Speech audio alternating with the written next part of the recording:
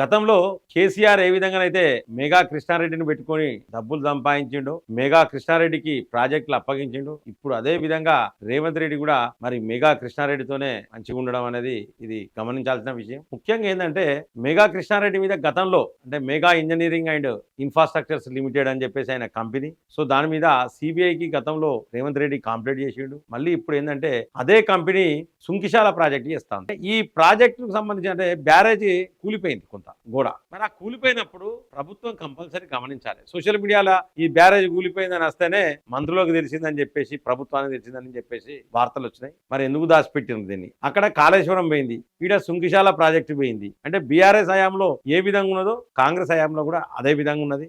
నేను ఒక్కటే ప్రశ్నిస్తా ఉన్నా, ఇలాంటి నాసి రకం పనులు చేసే కాంట్రాక్టర్లు మనకు అవసరమా? మెగా కృష్ణారెడ్డి మనకు అవసరమా? బీఆర్ఎస్ ప్రభుత్వంలో ఎన్నో అవినీతి ఆరోపణలు ఉన్న యొక్క మెగా కంపెనీకి ఎందుకు ఇస్తారు మీరు? మళ్ళీ